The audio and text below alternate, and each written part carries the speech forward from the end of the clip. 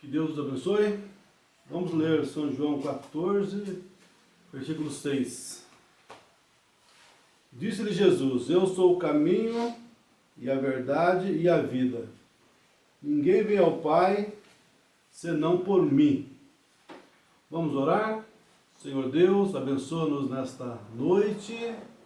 Revela a tua palavra. Unge os lábios que vão falar e os ouvidos daqueles que ouvirão.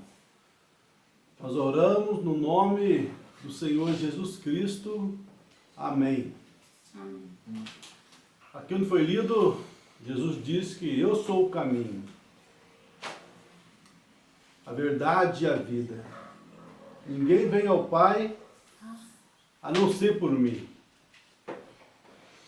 Então não há outro caminho de salvação. Não existe outro caminho. Não há outra coisa. É só Jesus. Jesus é o único caminho de salvação. Não é Jesus mais as obras. Não é Jesus mais isso, mais aquilo outro. Mas é apenas, Jesus. Jesus sozinho. Jesus sozinho. Está também em Efésios 2, versículo 8. Efésios 2, versículo 8 fala que... Efésios 2, 8. Porque pela graça sois salvos, por meio da fé. E isso não vem de vós, é dom de Deus. Não vem das obras, para que ninguém se glorie. Então somos salvos pela graça. A própria palavra graça quer dizer o quê? Favor imerecido. Ou seja, não há nada que nós possamos fazer para ser salvos.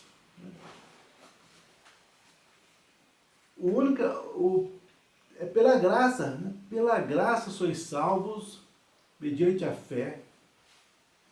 Pela graça.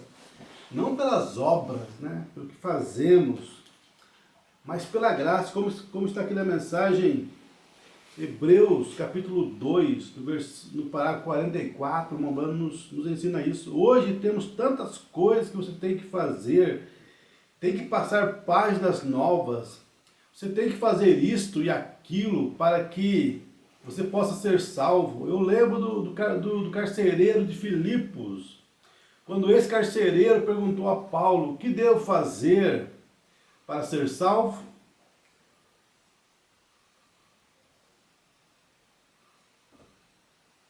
Eu lembro do carcereiro de Filipos, quando esse carcereiro perguntou a Paulo: o que devo fazer para ser salvo? Se isso fosse perguntado a você ou a mim, nós teríamos citado as coisas que ele não deveria fazer. Você deve parar de beber, você deve parar de jogar seu jogo, você deve parar com isto, você deve parar com aquilo. Mas Paulo não lhe disse isto. Paulo não lhe disse isto. Ele simplesmente lhe disse as coisas que ele deveria fazer. Creia no Senhor Jesus Cristo e será salvo.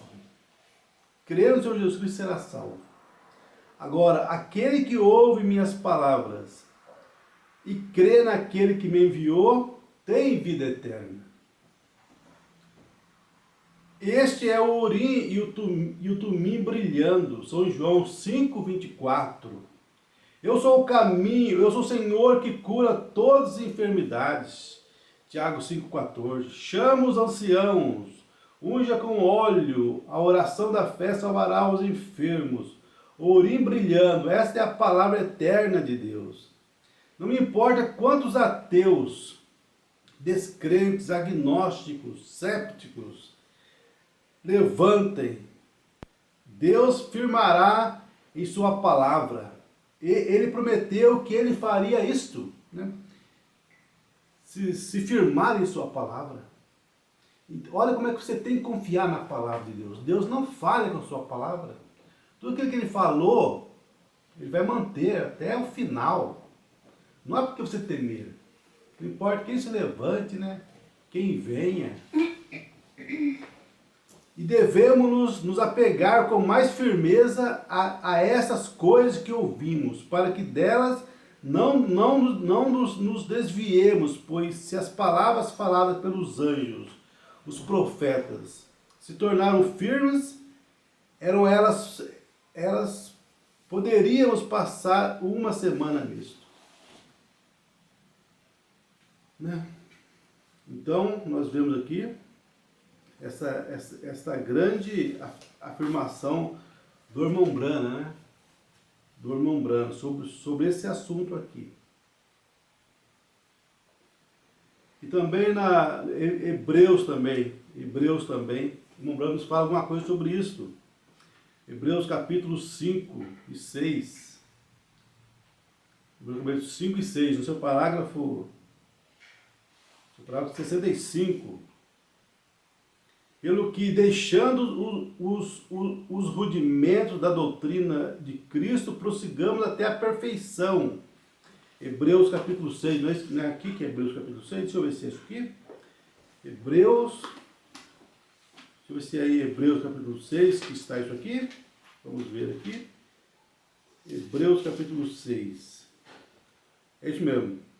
Por isso, deixando os rudimentos das doutrinas de Cristo, prossigamos até a perfeição, não lançando de novo o fundamento de arrependimento, de obras mortas e de fé em Deus. Né?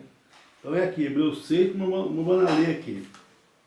Para falar de perfeição, nós temos que ser perfeito. A palavra de Deus nos fala isto. Vamos seguir para a perfeição. Chega de coisinhas, de disse-me disse, de fulano falou, cicrano falou. Nós temos que parar com isso, gente. É o que Deus falou em sua palavra. Né? É o que Deus tem falado em sua palavra. Mas as pessoas ficam com coisas que o homem disse, que as pessoas disseram, né? Elas não conseguem ficar com a palavra de Deus. Não, mas elas vão pelo que o teólogo falou, pelo que o doutor falou. Você viu na Bíblia que existem 3 deuses? Você adora 3 pessoas, se o pai e o filho fossem 3 pessoas realmente, você adorava 3 deuses. Não tem como você adorar 3 pessoas distintas e adorar apenas um Deus. Isso aí o diabo enganou vocês. Né? A Bíblia não fala de 3 deuses, mas apenas um Deus. Né? Um Deus que se fez carne. Se fez carne e habitou no nosso meio. Emanuel, Jesus foi Emanuel, traduzido é Deus conosco. Né? Mas não, as pessoas querem ir pelo intelecto, né? pelo que a sabedoria diz, sabedoria humana. Né? Então ela se perde nisso. Se perde por causa do quê? Porque por não ficar, né? Não ficar com a palavra de Deus. Pelo que, deixando os rudimentos da doutrina de Cristo, prossigamos até a perfeição. Aquilo os faz tropeçar, não faz? Façamos o quê? Prossigamos até a perfeição, não lançando de novo o fundamento. Observe isto, vamos apanhar essa palavra, perfeição. Você sabe que é somente uma maneira pela qual você se colocará na presença de Deus. Isto é perfeição, isso é perfeito. Jesus não pode tolerar coisas impuras. Né? Jesus não pode tolerar coisas impuras. Como você acha que você vai chegar no céu sem ser perfeito? Não tem jeito. A Bíblia fala, sede perfeito, né? Mateus 6, o 7 fala, sede perfeito como o vosso Pai é perfeito. Então você tem que chegar a essa perfeição. E se a Bíblia fala isso, é porque tem uma maneira. E é isso que agora o irmão Brana vai nos ensinar como chegar a essa perfeição que nós somos obrigados a chegar. Vamos ver aqui como chegar a essa perfeição. E vocês legalistas, como poderiam vocês alguma vez se tornarem perfeitos, quando vocês não possuem nada com que aperfeiçoarem a si mesmos? Vocês nasceram em pecado. O próprio desejo de você estar aqui era pecado. nascido em pecado, formado em iniquidade, veio ao mundo falando mentiras. Agora, onde você se firmará? Onde está você, pecador, que diz, eu vou parar de fumar, irei para o céu? Onde está você, morno, antiquado, aqui chamado cristão, que sai por aí com a coroa limpa e diz, bem, eu pertenço à igreja. Seu pecador, correto? A não ser que você tenha nascido do Espírito de Deus, você está perdido. Isso é verdade. Como você vai para o céu, você diz, eu nunca menti em minha vida. Ó, queridinha. Isso, para começar, era um anjo, né? Não mentiu? Isso é mentira. Não me importa quão certo, tão correto você seja, você é um pecador. E você não tem nada, não existe padre, nem bispo, nem cardeal, nem papa, nem nada que possa te salvar, porque ele está simplesmente no mesmo barco em que você está. Nós entramos nisso em poucos minutos. Na mesma forma ele estava. O Papa de Roma nasceu em pecado, formado em iniquidade, veio ao mundo falando mentiras, nascido através do desejo sexual de um homem e uma mulher. Onde você obterá justiça daquilo? Né? Olha só aonde o Mombrana está nos levando, gente. Para dizer que somente Deus recebe alguém que é perfeito em sua presença. Como conseguir essa perfeição, então?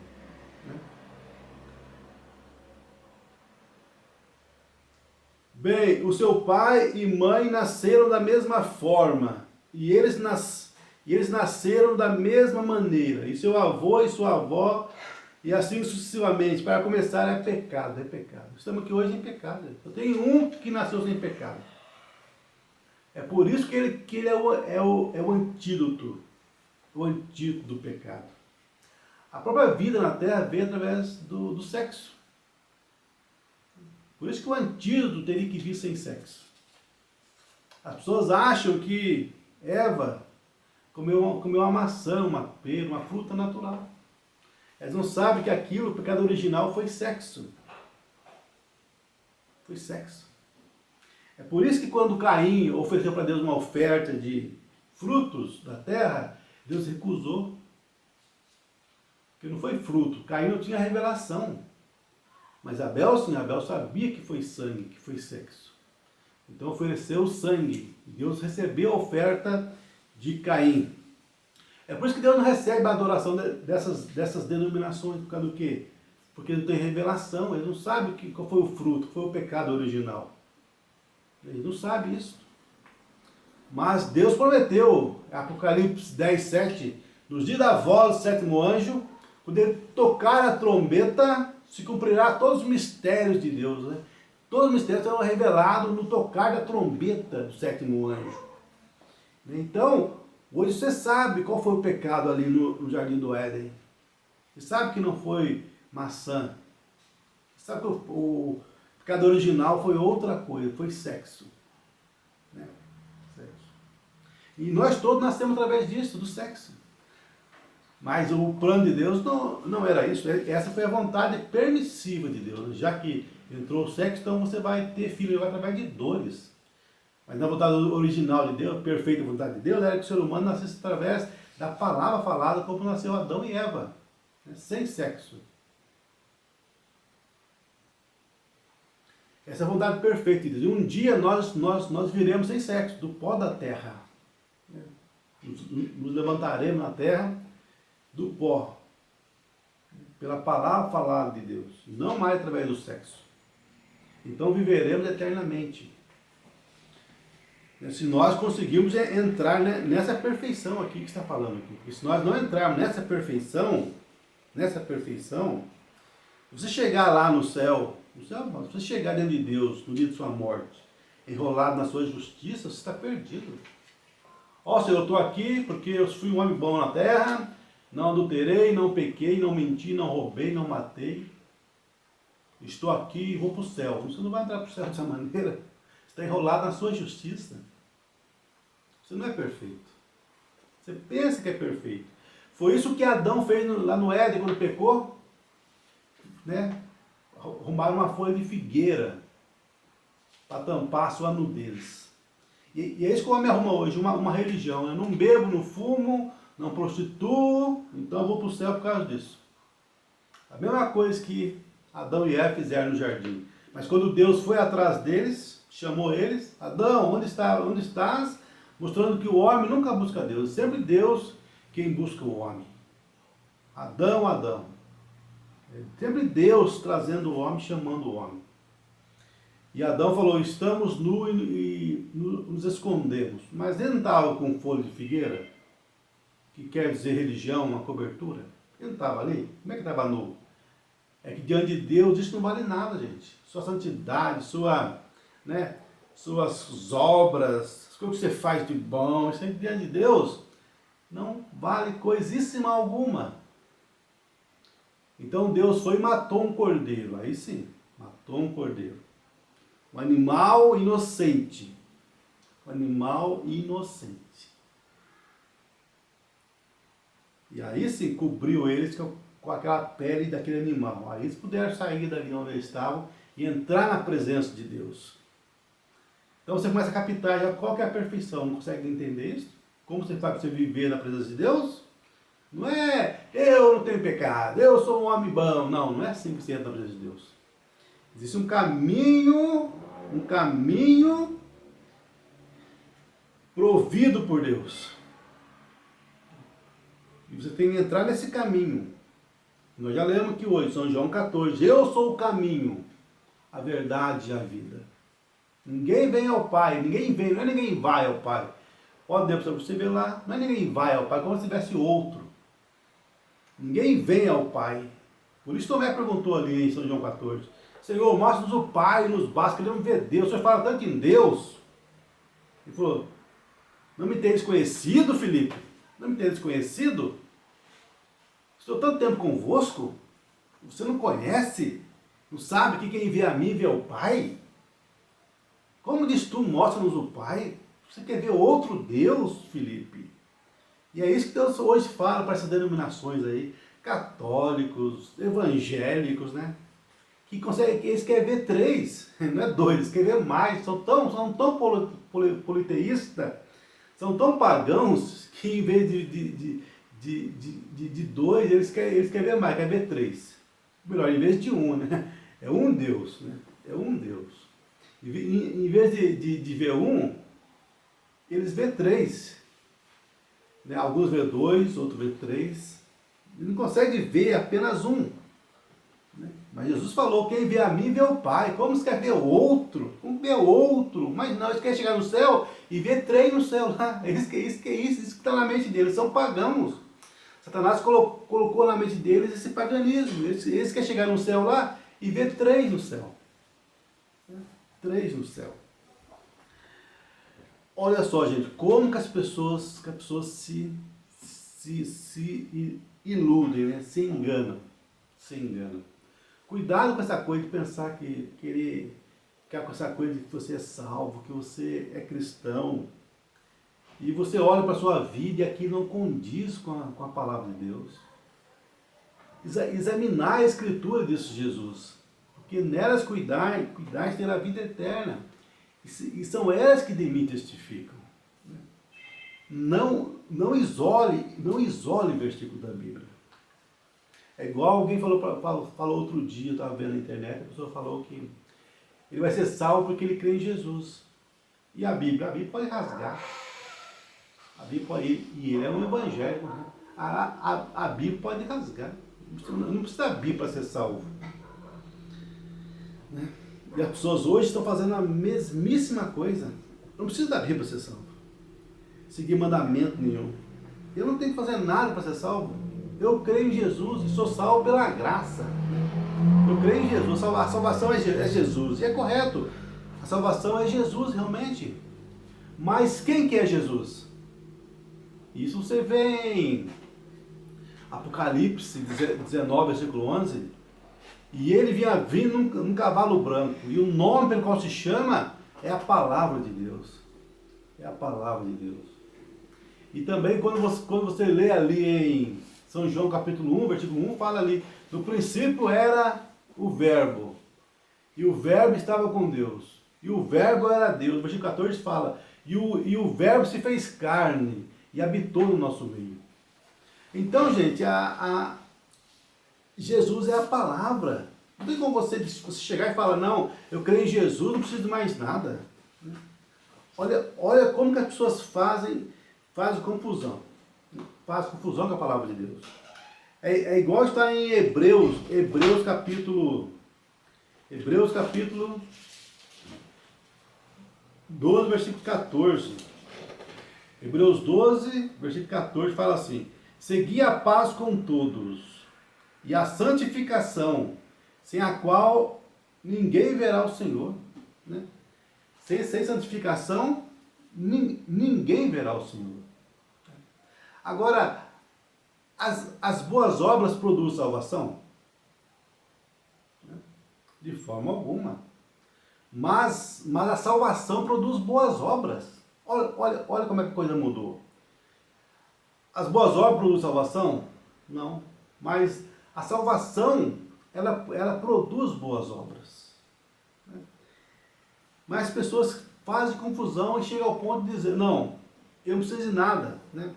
Isso é apenas costume, isso aí não é para seguir isso aí. Como se a Bíblia tivesse costume na palavra de Deus. Olha para você ver aqui em Deuteronômio 22, o que fala. Deuteronômio 22, olha o que Jesus fala. Por que Jesus? Porque Jesus é a palavra. Jesus é a palavra. Então, a Bíblia toda é Jesus, é a palavra. Né? A palavra é Jesus. Como você pode ir para o céu, querer ser salvo, ser salvação, sem crer em Deuteronômio 22, 6? Né? O que diz Deuteronômio 22, 6? Vamos ver aqui. Deuteronômio 22, 6. Não haverá traje de homem na mulher. Está vendo aqui? E nem vestirá o homem roupa de mulher, porque qualquer que faz isto, abominação é ao Senhor teu Deus. É uma abominação, é a coisa mais baixa, mais asquerosa que existe. É uma mulher usar roupa de homem, e o homem usar roupa de mulher. Faz poucos anos que as mulheres passaram a usar roupa de homem. Eu não lembro da minha mãe estar de calça comprida, não lembro. Eu tento forçar minha mente para lembrar minha mãe com calça comprida. Eu nunca vi minha mãe, e ela não era evangélica. Ela era católica. É que a calça comprida sempre foi de homem, desde que começou a América, desde que eu me entendo, né? Desde que eu leio a história da América, né? A calça comprida sempre foi roupa, né? Roupa de homem. Mas mulher fala, eu não acho que vou me perder por causa de usar roupa de calça comprida. Né? Ou seja, elas não entraram em Cristo. Como está ali em Romanos 8, né? Romanos 8 nos fala o seguinte: portanto, agora nenhuma condenação há para os que estão em Cristo Jesus, que não andam segundo a carne, mas segundo o Espírito. Nenhuma condenação há para os que estão em Cristo Jesus. Cristo Jesus é quem? É a palavra. É a palavra.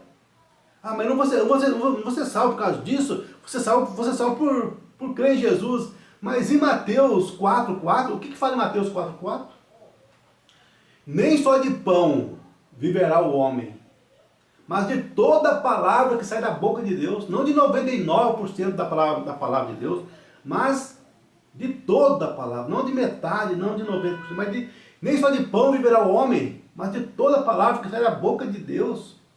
Então, Deus é a palavra, Jesus é a palavra, não faz confusão, gente, cuidado, Satanás quer pôr na sua cabeça que a palavra de Deus ela é apenas tão somente costume, apenas costume, né, de uma nação, apenas, né, essas coisas, né.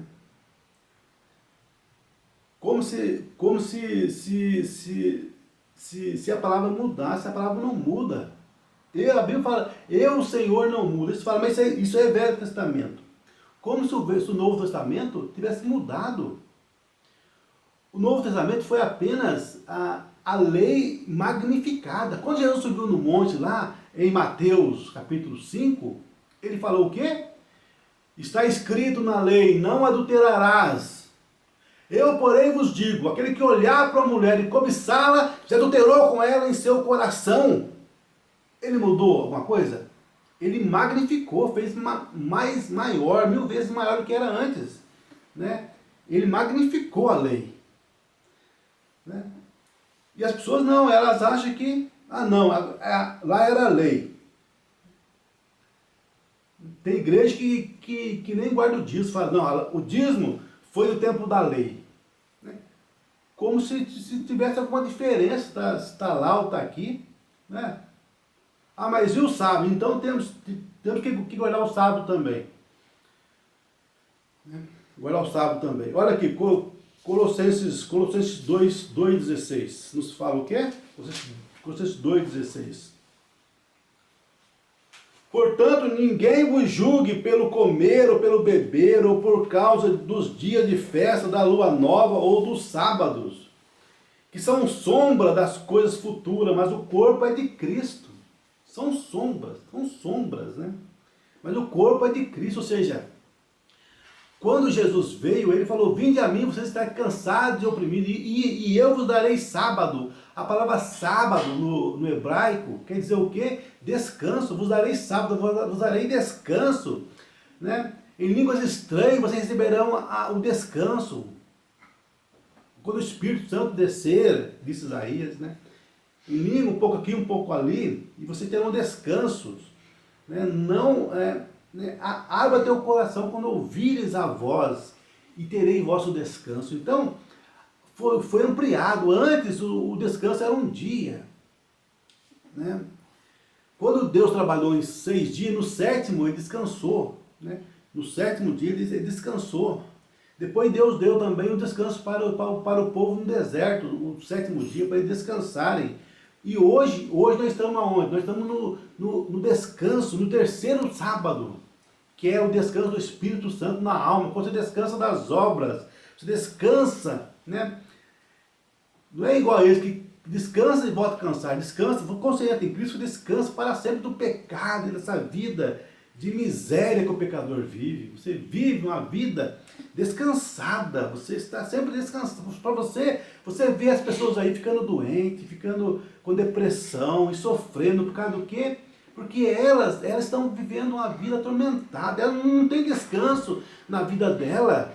Né? Mas você não, você tem descanso. A sua mãe pode estar morta na sala ali, e você está com aquela coisa assim. E eu sentia coisa estranha que minha mãe estava morta ali na sala da minha casa, uma alegria celestial. Então eu entendi a oração de Abacuque, né? A oração de Abacuque fala assim, né? Sobre a alegria, como é que fala mesmo a oração de Abacuque? Quem lembra? Ainda que a figueira não floresça, ainda que a malhada morra, que não haja nascimento do gado, ainda que tudo é um caos, mesmo assim eu me alegrarei no Senhor. Né? Você sabe que tudo está na mão do Senhor, o desemprego, a morte na família, quando o filho é rebelde. Né? Tudo isso, você sabe que tudo está na mão de Deus, sua vida está na mão de Deus. Se um filho sai, uma filha sai, e casa com a pessoa incrédula, se engravida, se um filho sai, começa a usar droga, você está descansado. Né? Você vai ficar doente com depressão por causa disso? Vai? Não, a vida está na mão de Deus. A Bíblia fala claramente em Romanos 8, tudo contribui para o bem daqueles que amam a Deus. Então você vive descansado, não importa o que aconteça na sua vida. Você está sempre em descanso. Por quê? Porque você entrou no sábado. Né? Você entrou no sábado, então nada tira a sua paz. Você está sempre em descanso, não importa a luta que está passando. Né? Mas você está descansado ali, confiando em Deus. Sua vida se entregou na mão de Deus. Igual aquela senhorinha, como o Bruno perguntou para ela um dia. A senhora tem mais de 60 anos e parece que